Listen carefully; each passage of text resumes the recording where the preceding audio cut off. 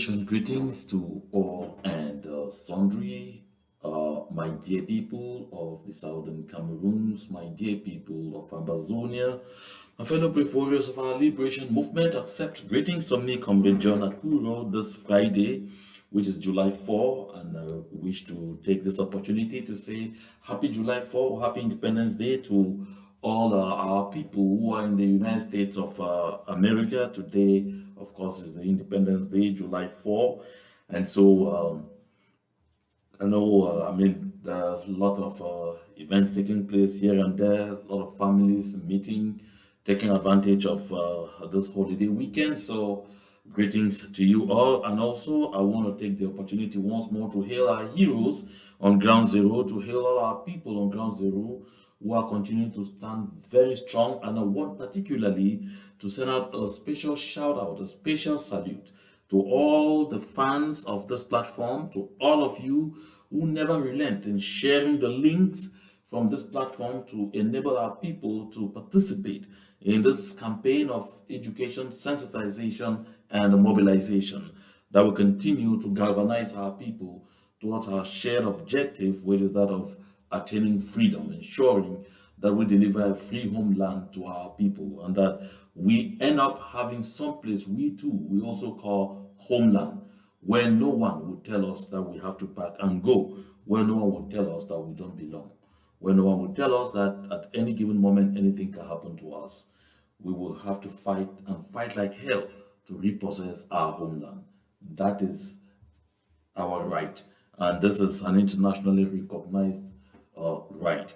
So, my dear people, to kickstart today's discussion, I want once more to share this thought which I shared in yesterday's broadcast, because it is very important. I'd like us to continue seeing it, which is stupid is knowing the truth, seeing the truth, but still believing the lies. Stupid is knowing the truth, seeing the truth, but still believing the lies. My dear people of Amazonia, it is not a secret to anybody that the government and people of La République du Cameroon consider us, the people of the southern Cameroons, as subhumans. It is not a secret to anyone that the people of La République du Cameroon see us as second-class citizens. It is not a secret to anyone that the people of La République du Cameroon consider even further that we are their slaves. It is not a secret to anyone that the people of La République du Cameroon consider that the only way we participate in national politics or in anything is playing fiddle role, second role is being assistant. That we will never have the opportunity in any kind of arrangement with the people of La République du Cameroon to blossom according to our know-how. If any one of us dares ever to show the head outside and to show the head, to let your head go up above the waters and to show that you really want to work to change the dynamics for your people, they will claw you down.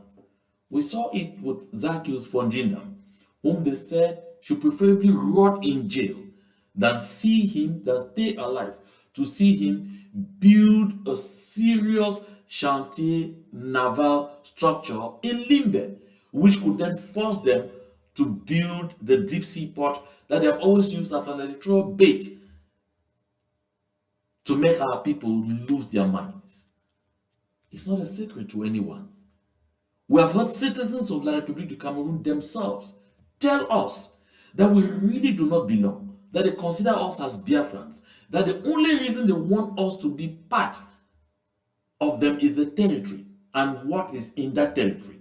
Not because they really consider that we are humans that that deserve to be regarded as such among them.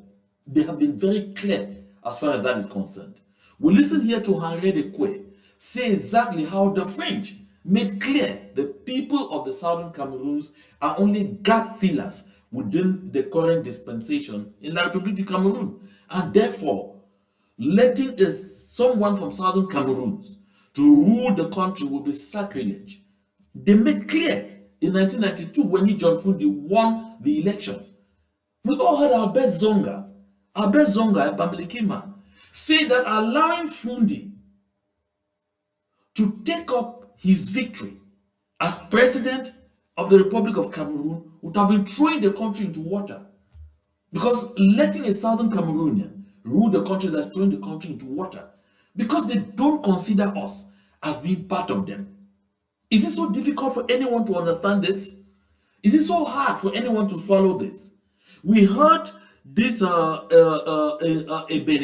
the retired commissioner of police, who was in charge of judiciary police in La République du Cameroun, say clear that as far as Paul Biya is concerned, he never ever saw the people of the southern Cameroon referred to as les anglophones, comme des citoyens à part entière.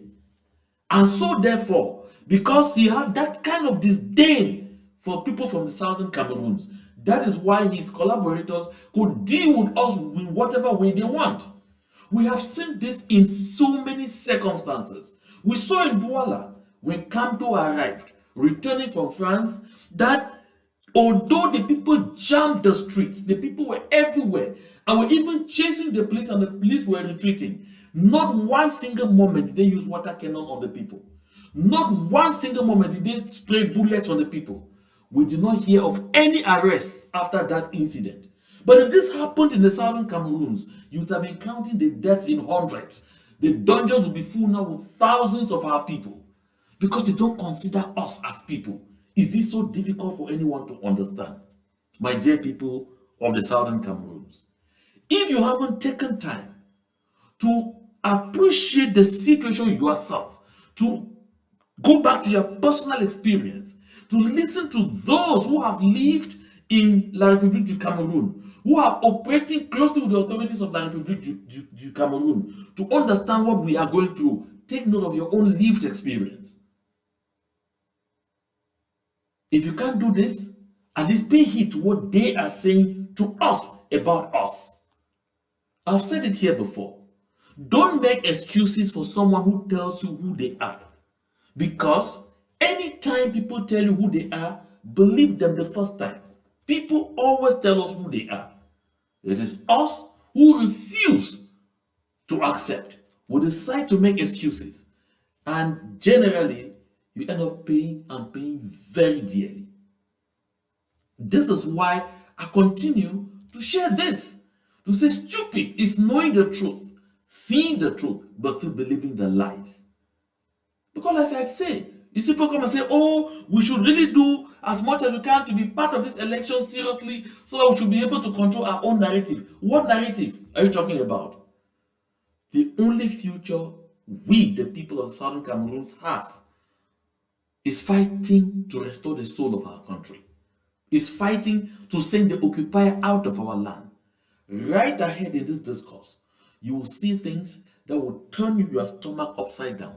You will see and hear things that will make you understand that if you have been lying on your laurels, if you have been sleeping and thinking, oh, no worries, after Paul Biya, things will suddenly change and people see you as a subhuman, will suddenly begin to see you as a real human, you will notice from this that you are a dreamer. Maurice Kamto never makes his words. He may be changing words now, maybe because he needs you to support him to get to where he wants to go. He made clear, as far as the situation of the people of the southern Cameroon is concerned, le Cameroun a déjà fait son histoire. Cameroon has already made its history. Cameroon has already conquered us, subdued us, and we have to stay where we are. You want to listen but to Issa Chiruma Bakari, who made clear even that there is no such thing as an Anglophone problem. He made clear. When you hear him talk about federalism now and all of those things, he's not even saying the light that you are thinking. But he tells you it will be through a referendum, but not through a referendum where you, the people of the southern Cameroons, will determine your own destiny. A referendum where the majority population of La République du Cameroun will dwarf your voices, as they did in 1972 in the fake and illegal referendum. This is something we must bury right in our hearts and minds.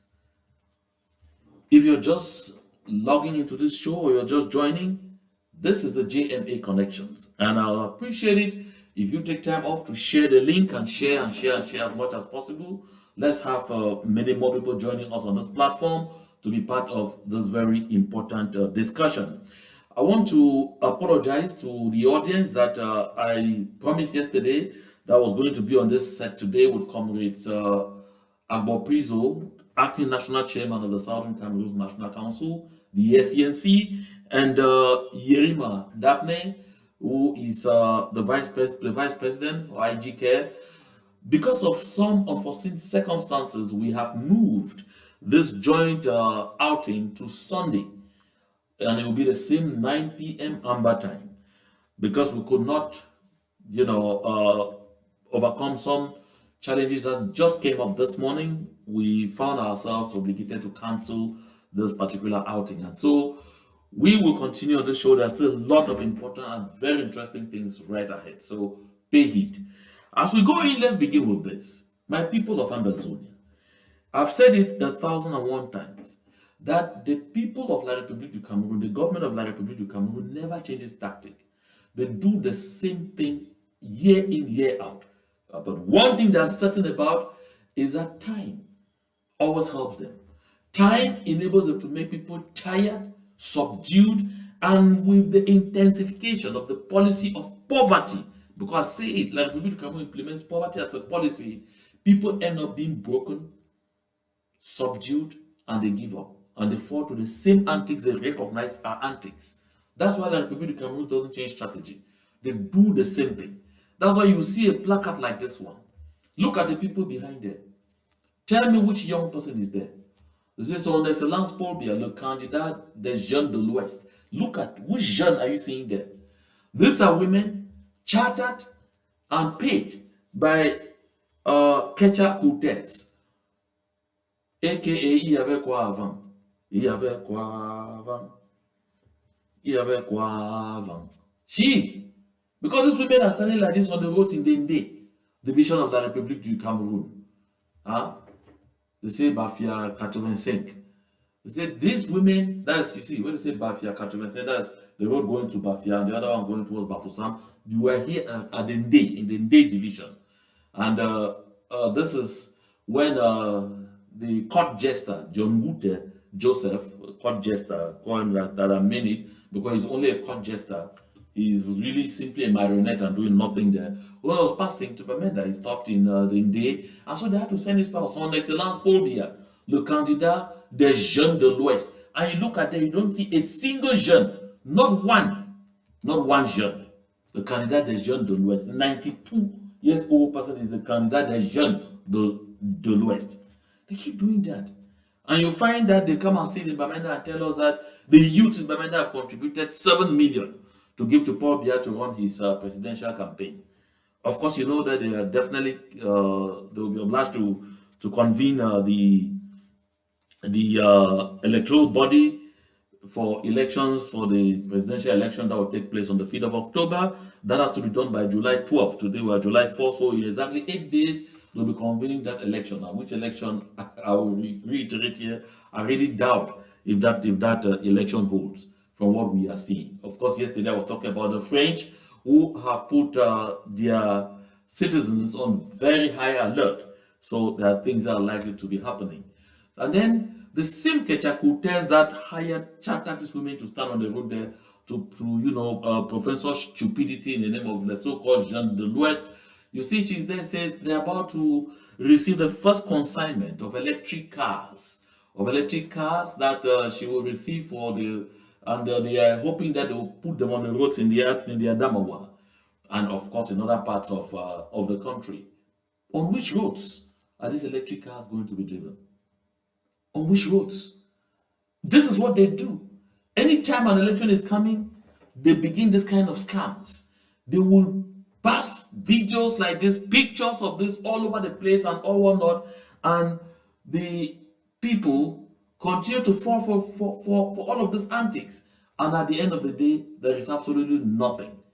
Does Cameroon have the capacity to really run electric vehicles? First, they don't have the roads. Secondly, they don't have regular power supply, which means these vehicles can end up being grounded for weeks on end because the locality in which they are operating, does not have energy for the next 2-3 months. There are several localities in that country that have gone for 4, 5, 6 months with no electricity.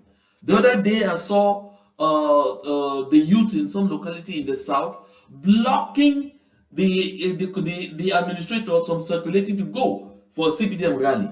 Because they say they are just a few miles away from Benvelle, where a dam was constructed and claiming that it was going to supply as much as 204 megawatts of hydroelectric power.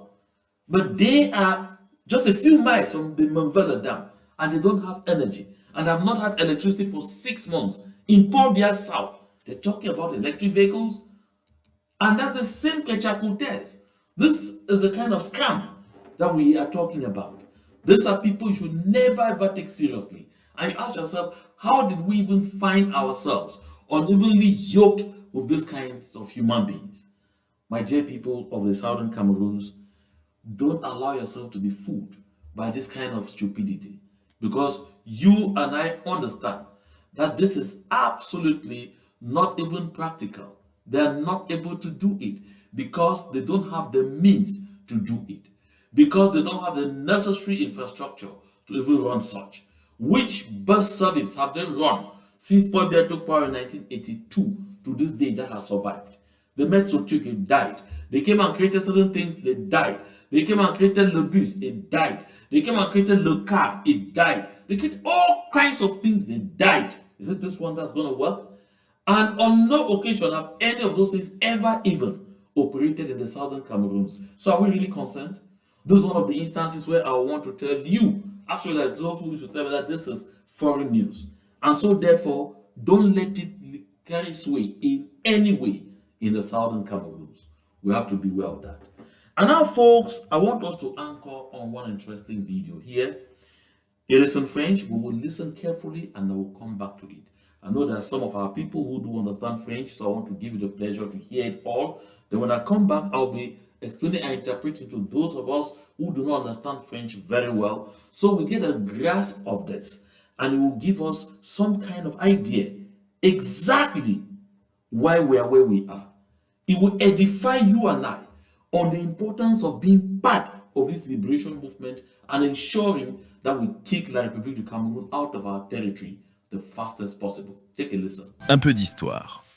En attendant la déclassification des archives françaises, en 1958, Paris décide que André-Marie Mbida n'est plus l'homme qu'il faut pour diriger le Cameroun vers l'indépendance. Résultat, un coup d'État déguisé organisé par la France avec à la manœuvre un homme, Jean Ramadier, haut commissaire envoyé expressément à Yaoundé pour 17 jours. À Paris, il contacte Paul Sopo-Priso, puis Njoya Haruna. Tous deux refusent de devenir des marionnettes aux ordres de la France et surtout de livrer le pétrole camerounais à l'Hexagone. C'est finalement Amadou Ahidjo, alors vice-premier ministre, qui accepte sans condition la feuille de route française. Le 11 février 1958, il démissionne avec tous les ministres du Nord, un geste tribal et stratégique. En échange de sa loyauté, la France l'installe au pouvoir et 10 mois plus tard, le 31 décembre 1958, il leur offre le pétrole camerounais en toute discrétion. Un cadeau de souveraineté contre un trône. En 1972, pour sécuriser les réserves pétrolières de Limbé, Paris lui intime un ordre, abolir le fédéralisme. Ce sera la naissance de la République unie du Cameroun. Et pour calmer le peuple, Ahidjo déclare « L'or noir est éphémère, l'or vert est éternel ». Indépendance sous tutelle, institutions verrouillées, pétrole bradé, silence imposé. Aujourd'hui encore, nous vivons les conséquences d'un putsch silencieux, validé à Paris et exécuté à Yaoundé. Il est temps de rouvrir les dossiers, de dire les noms et de reprendre la parole. My dear people of Ambazonia, I let it play all the way to the end because it was short and because I know that there are some of us who really do grasp and understand this, so you get the substance of it all. And then when I come to explain, you hear exactly what this is. Now you see, I had this debate before and we talked about oil. Like seriously, we did talk about oil. And now when I hear this gentleman talk about the oil of Cameroon way back in 1959, it takes me to one clear understanding, because acknowledging that there could be some mix-up or that there could be some veracity in what another person said relative to what you were saying is also humility. It shows that we are learning. Because I recall while I was on Chris Sano's platform on the ABS television, I had this debate with my classmate and friend, Kennedy Ejaja. And when we were talking about oil, he insisted that prior to 1961, there had already been exploration and there were already suspicions that there was oil existing on the territory of the southern Cameroons. Then I said it was not founded, it was not true. But when I got in touch with this short video, I decided to push the research beyond the limits that I had done, and I came to the understanding that exploration had started way back in the 1940s on all the territories. So the British absolutely were aware that there could be some reserves, although they did not know how much reserves were on the territory of the southern Cameroons.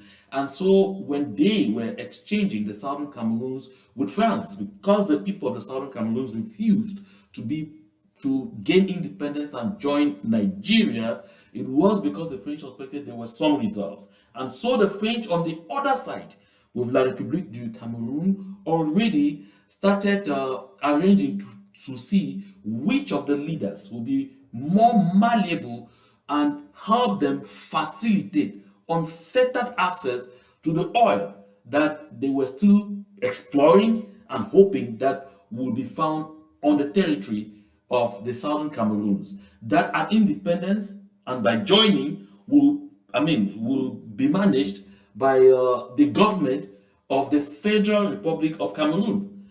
And so from this short documentary now, you understand, and this is involved in this memoir, whose copy I have not yet obtained, but at least we can get from this short video. It makes clear here that the French had done everything to overthrow André-Marie Mbida, or to overthrow Mbida, if I mix up the name, because Mbida did not prove to be very malleable.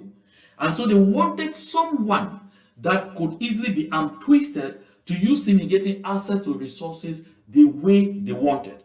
And so at the dawn of independence, a year before independence, they tried to work with Njoya from the Noon, and they did not accept, and with other actors in the Republic du Cameroon who proved to be very difficult. And then Amadou Ahidjo, turned out to be that person who demonstrated beyond reasonable doubt that he could do the French bidding.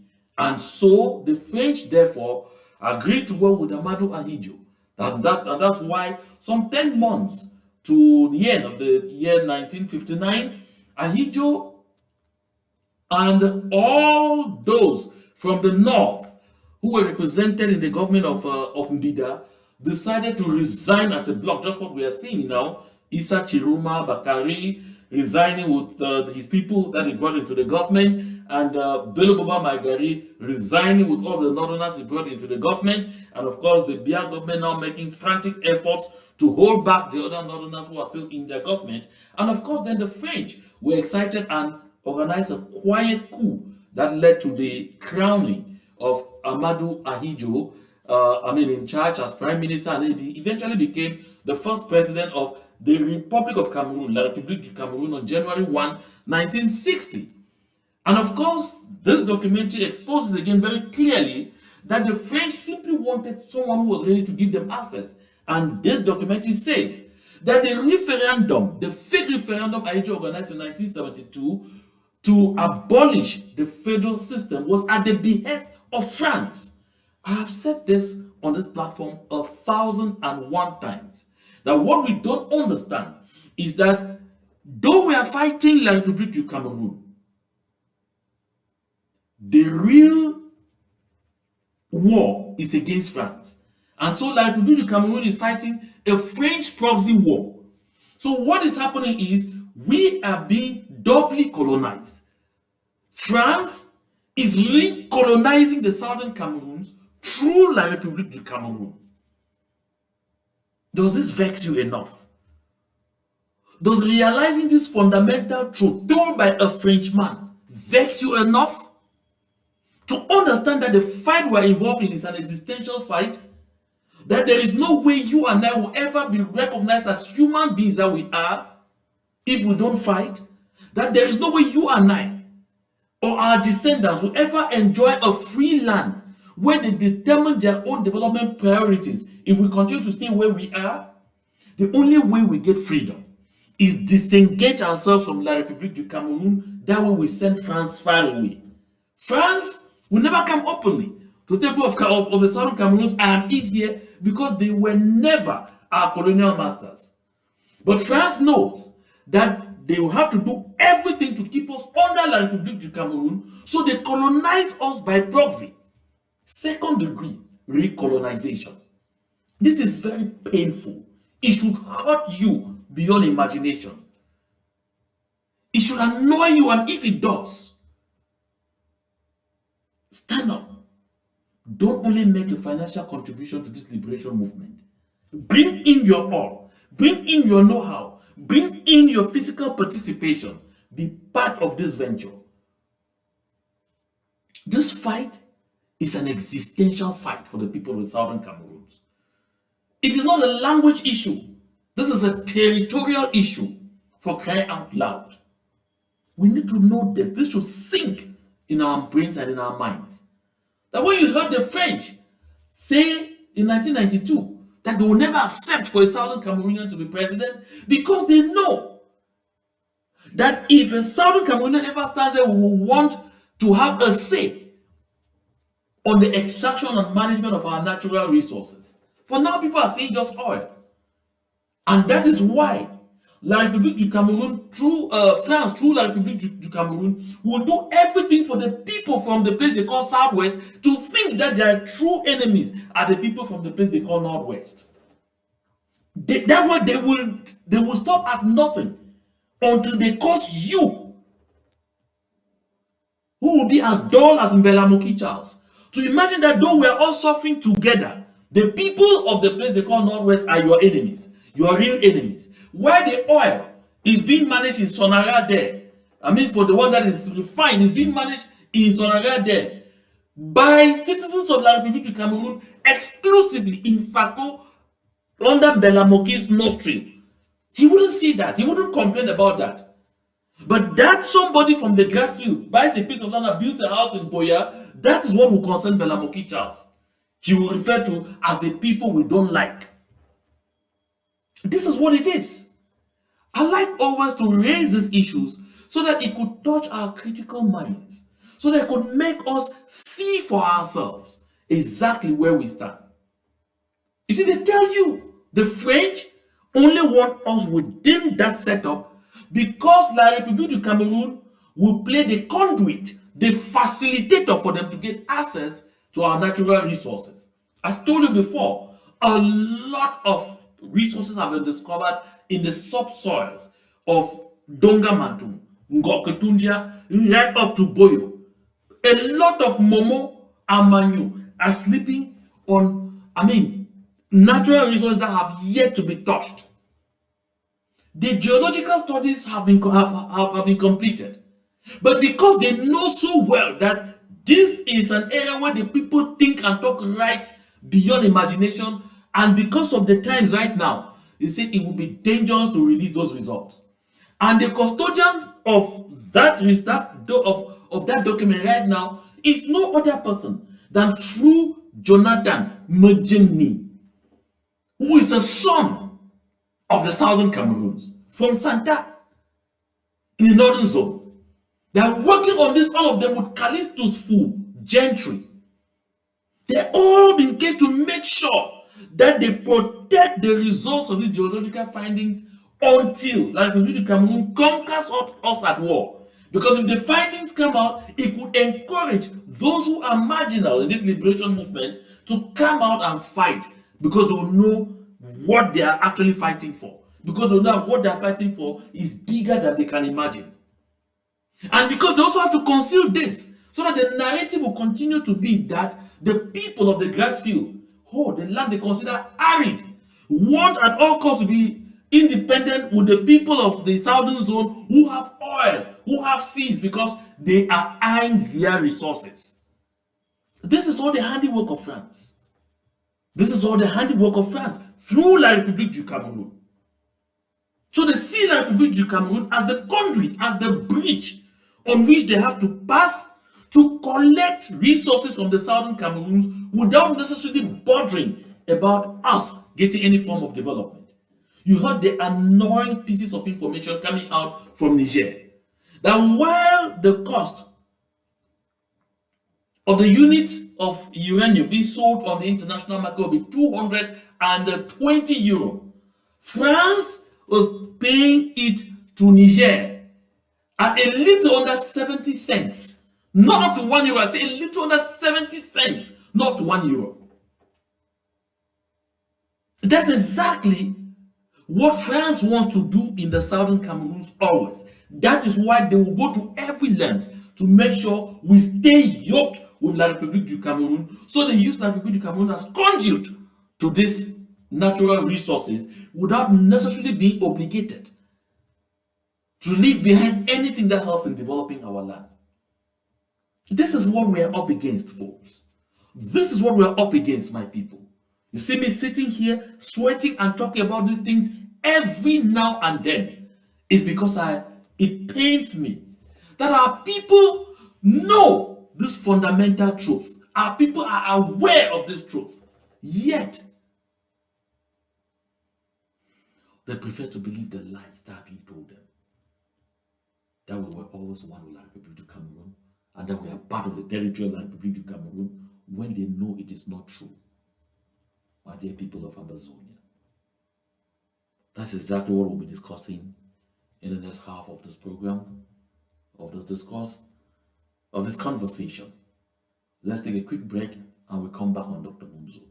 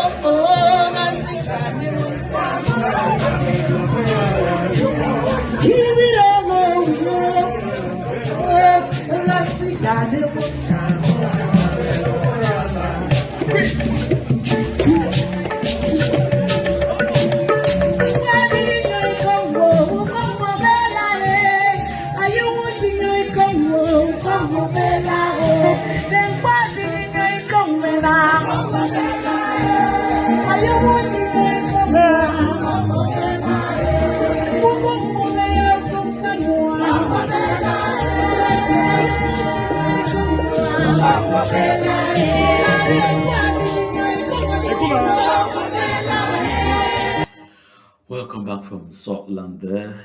This beautiful number. I mean, it's always so interesting. So we have very rich culture. Whether we're in Manu with the Monekin or we are in Bui in Saltland with this very beautiful jam number, we always have a lot in our culture. There's so much across the board, and of course with time we will continue to use every opportunity we have to showcase our culture. Thank you so very much for continuing to be part of this broadcast. And if you're just joining at this point, also share the link and share and share and share as much as you can. So folks, you're welcome back. I am taking us now into this monologue by Dr. Simon Munzu. Monologue in which Dr. Munzu says a lot of inanities, a lot of inaccuracies, in which you can see Dr. Munzu actually at pains to try to convince even himself that what he's saying is the truth. You can find Dr. Munzu begging with all his might for at least one last gift from the Paul Biya regime before he too transitions to meet his ancestors. It's painful, but let's talk about it. Let's go. This is what you said earlier about lies and lies and lies, affecting the way we do things and the way we look at things. When we went to New York, yes, we were received in audience by one of the assistant secretaries general on behalf of the secretary general. For about 30 minutes, audience for 30 minutes, 40 minutes, during which we made the case for a return to federation, as opposed to Anglophone Cameroon continuing to be dominated, marginalized assimilated, subjugated, and so on. But as you would expect, the gentleman listened to us, we made our presentation, and he said the kind of thing that you would expect to hear a diplomat tell you in those circumstances. Okay, I have listened, I will report to the Secretary General, and we'll see what happens afterwards. And that was the end of the audience and the main part of the mission. However, after we left that in preparation to come, I want to halt here a little. I want to look at Dr. Munzu. Ask myself, today, Dr. Munzu is trying to sling mud on people who are no longer alive to tell their own side of the story. Here, Dr. Munzu is trying to sling mud on people he stood with yesterday and said the things that he is now claiming only they said them. Why is Dr. Munzu telling us this only now? Was Dr. Munzu not also on that Mungo bridge when they returned with the late Honorable S.T. Muna, John Wu Foncha, and others from that trip to the United Nations? All those years right up to this moment, why has Dr. Munzu never stood tall to tell us at that time that this is what happened? Why only now? When the other actors are not available, are not present to tell their own side of the story. But this is how it happens. This is how deceit operates. Dr. Munzu stood firm for the independence of the Southern Cameroons. He's even the one who read the declaration at the AAC2. He stood firm until the government of Cameroon recommended Munzu to become an Assistant Secretary General at the United Nations. From that moment, Dr. Munzu's brain was reformatted. His thought pattern changed. And when he came away from there, Dr. Munzu has always hoped that he could be given something else too, like every other person. Why not the ministerial post and all? We all know the letter that Dr. Munzu wrote to the presidency of the Republic of Cameroon prior to the 2018 presidential election, in which he made a lot of very stupid proposals, while he was claiming that he wanted to call an all-Anglophone conference.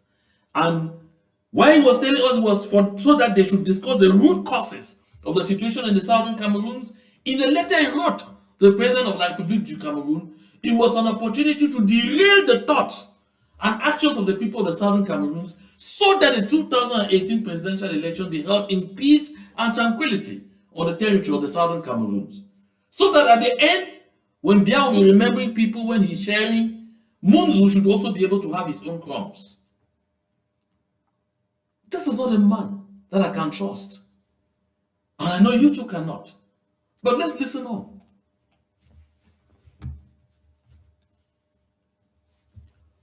Technical department, please, let's go back to Munzu. Coming back home, Dr. Arnold Youngbank, of blessed memory, went to the UN shop and bought two UN flags, which are in the UN gift shop. Anybody who goes to the gift shop can buy. He bought them for himself. For himself. But when we got to Cameroon, in the midst of welcome at the Mungo Bridge and all of that, now the independentists, those who were in favor of independence, because even at that time they already existed, the Cameroon Anglophone movement and some even more extreme like Cameroon Anglophone movement, were already talking about independence. So that fringe of our quote-unquote movement unfolded this flag and waved it, claiming that the UN had given it to us as a sign, a symbol for us to come and reassure. Now, this is amazing. He's only talking, like I said, about Dr. Youngbank now today, because Dr. Youngman is no more to come defend himself. So Dr. Youngman went into the gift shop, bought the flags for himself, and he did not need just one, he needed two. He bought the two flags for himself, his personal use. And then when they got to the River Mungo, they were not in his luggage. When they arrived home, Youngman did not remove the thing from his, did not send his back to his house or his property, including his flags.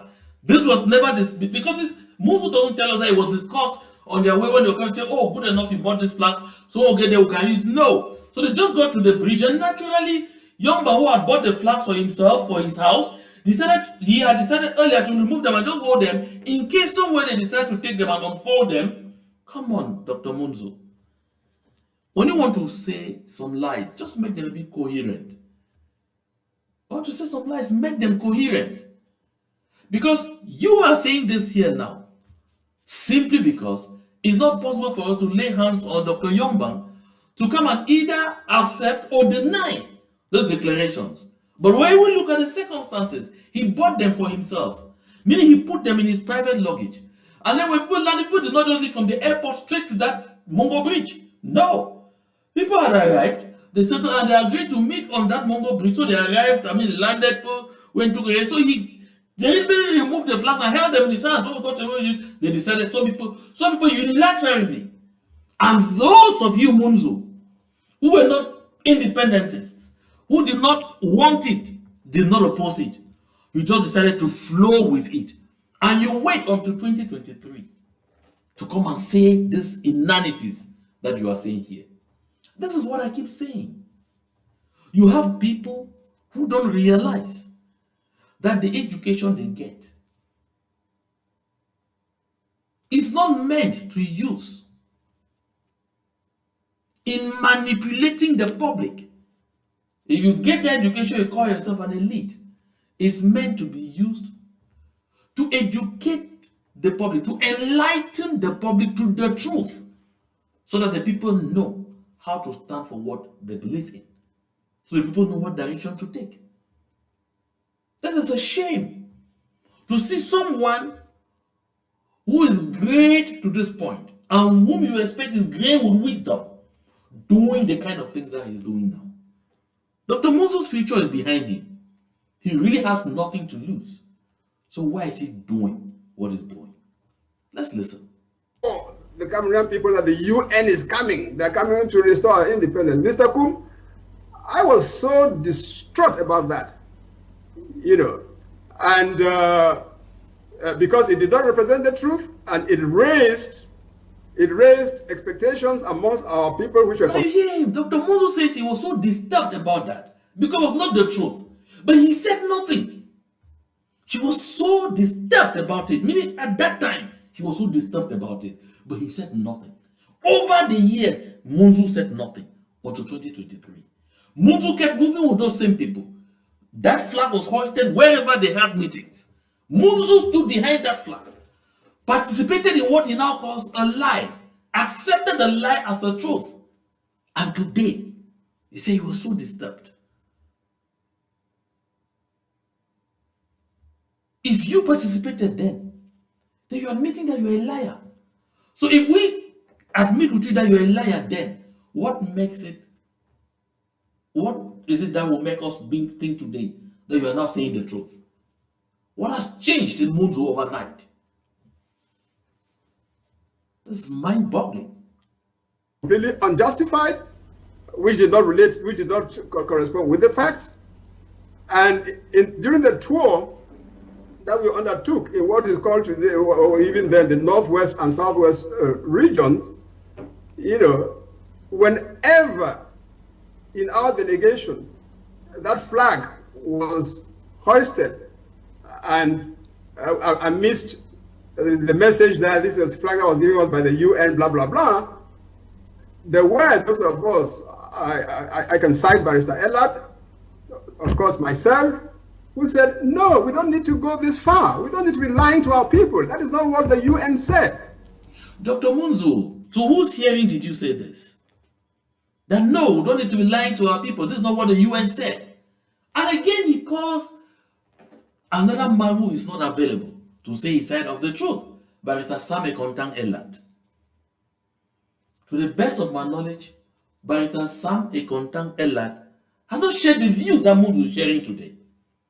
But what I'm saying is, Dr. Munzu is only quoting people who are nowhere to be found, who could be consulted to come and say whether what he's saying is the truth or are lies. So he's saying things that cannot be verified independently in no circumstance.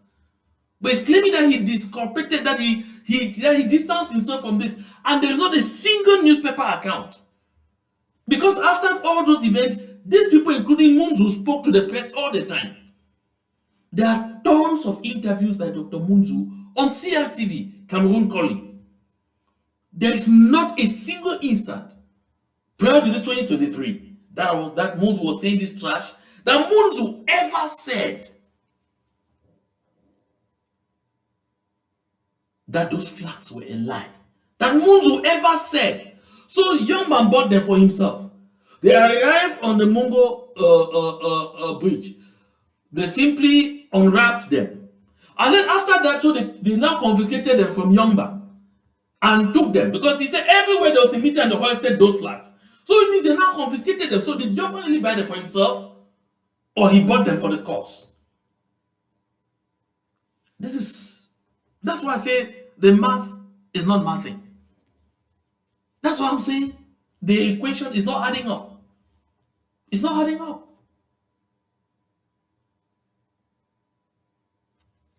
Dr. Munzu. Doctor. Okay, technical department, let's go. We're overridden by the hawks, the Cameroon Anglophone movement fringe of the thing, So this is only one example. Yeah, one example. Yeah, but today, of course, you will find Dr. Munzu, misinformation and disinformation, deliberate,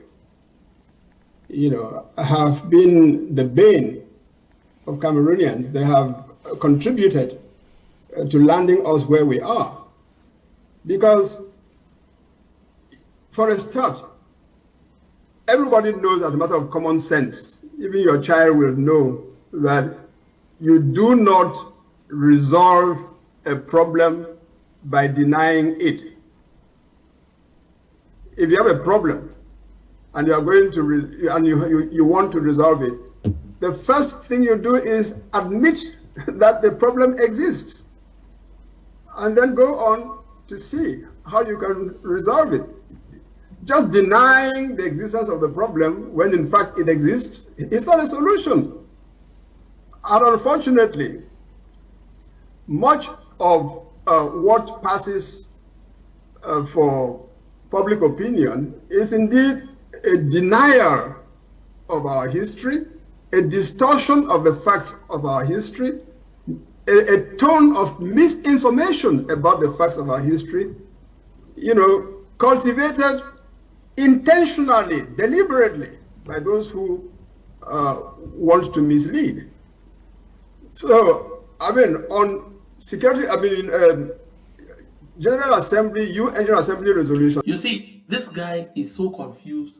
You see, I'm listening to him very carefully to even capture some units that will require some analysis I can't find. And I realized that the part that I've listened to right up to this point, is such as you can personally interpret by yourself. You can personally understand by yourself that this guy doesn't even have an idea exactly what he wants to say.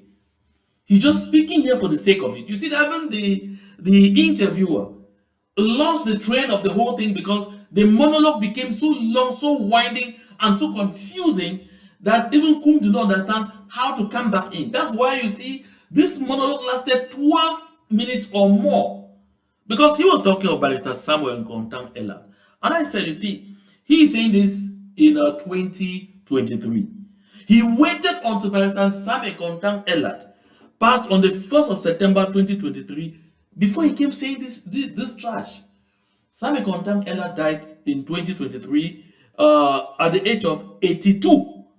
Oh no, that he died on the 29th of May, I beg your pardon, 2023, at the age of 82.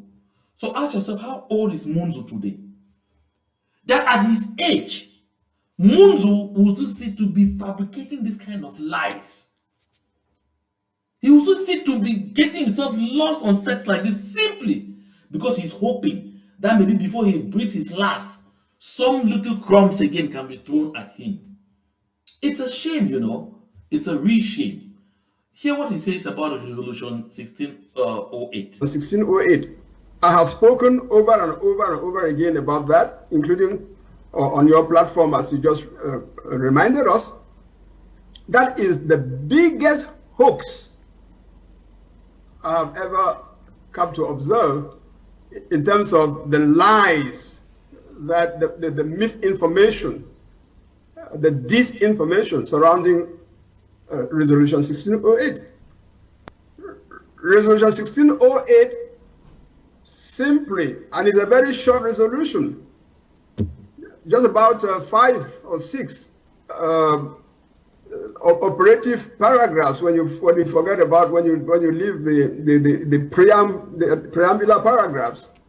The substantive paragraphs, the operative paragraphs are just like about 5 or 6, very short resolution, and it's very clear where the UN General Assembly, after taking cognizance of the results of the plebiscite conducted in British Southern Cameroons on the 11th of February 1961,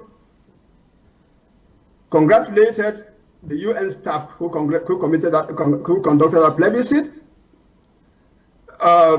noted that Southern Cameroonians had voted freely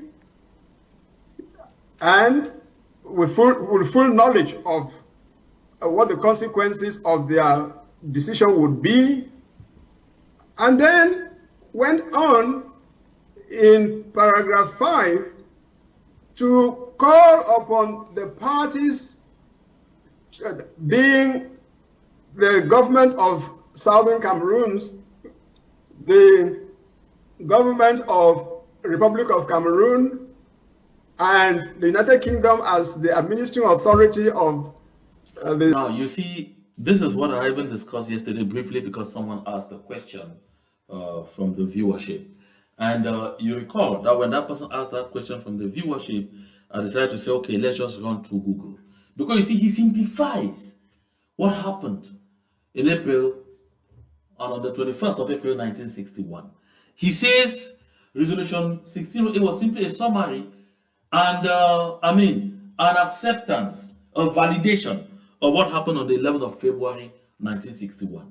Munzu denies to tell you that there was an independence vote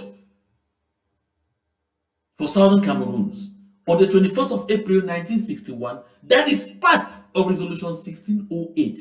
And that at that independence vote, a majority of the countries that participated at the vote voted in favor of independence for the Southern Cameroons.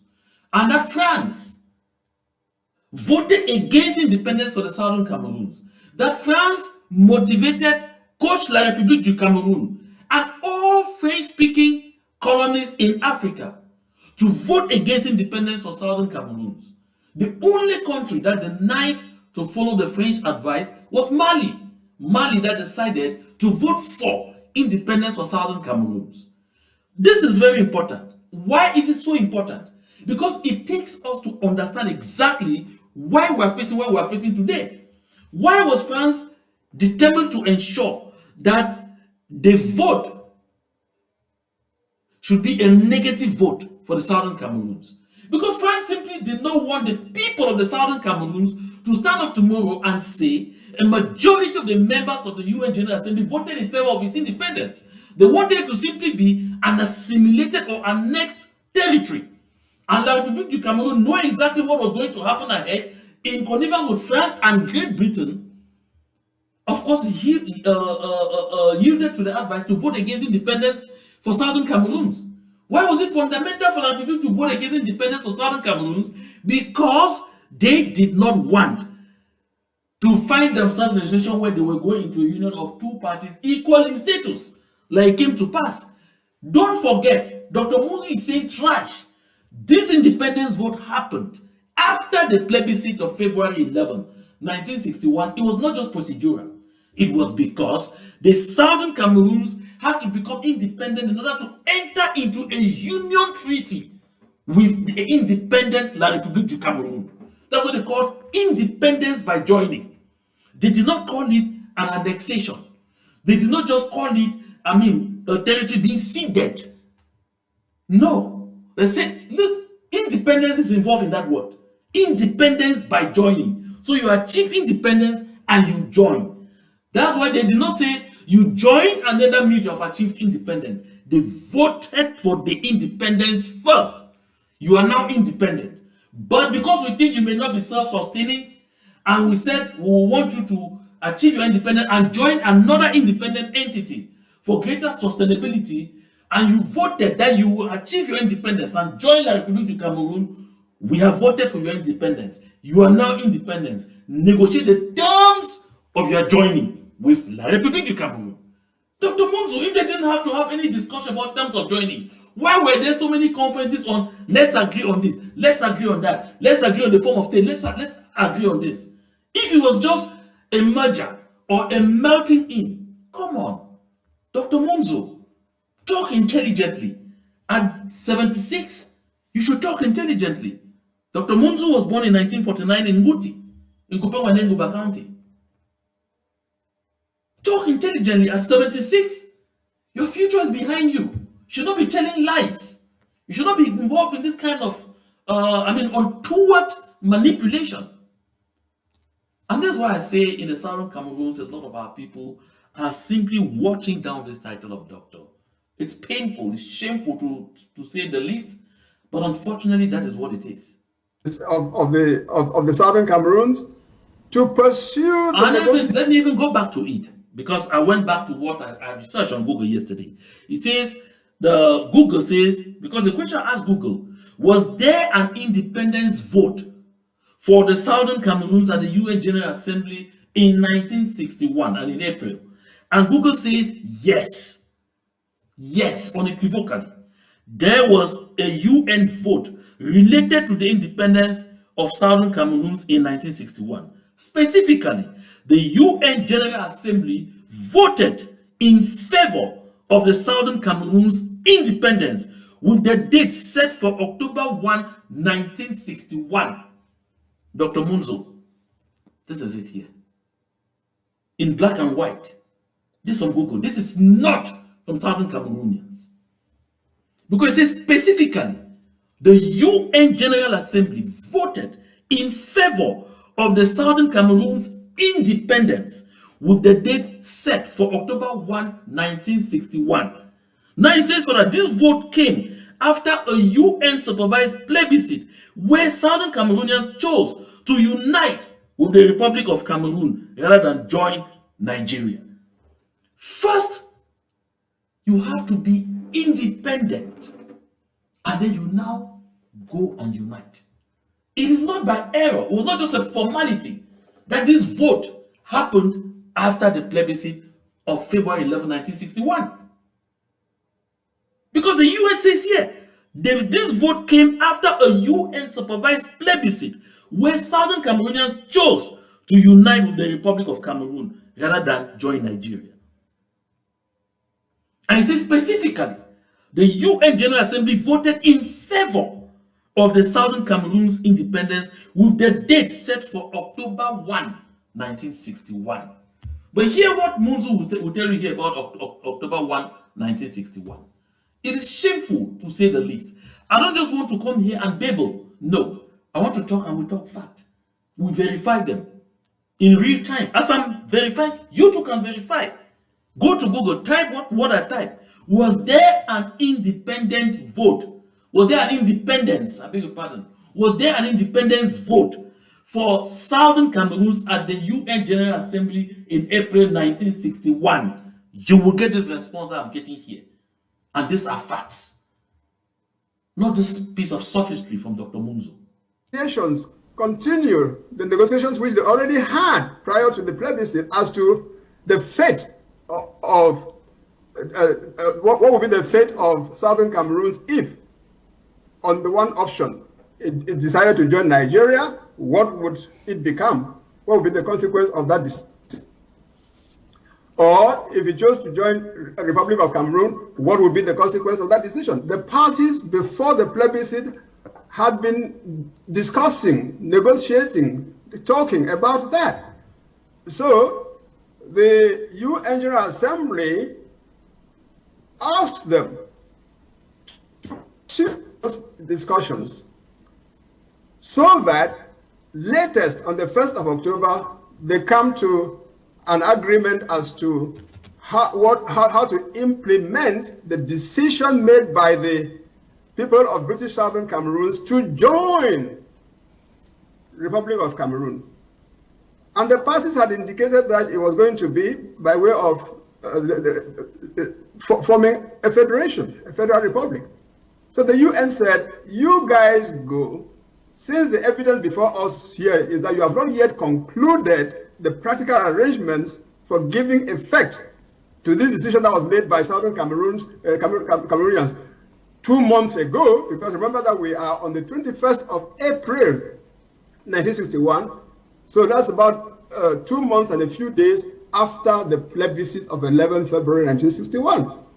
So you guys go, since you've told us that you have not yet concluded, you go and pursue your negotiations, conclude. But make sure that whatever you do, latest 1st of October 1961, you finalize everything, because on that day of 1st of October 1961, the trusteeship agreement between the United Nations and the United Kingdom for the administration of the trust territory of British Southern Cameroons will end, or British Cameroons will end. All of So that it was not just a matter of the trusteeship agreement ending. This is what this resolution says. I'm going to say this resolution specifically set the date for the Southern Cameroons independence as October 1, 1961, following that vote.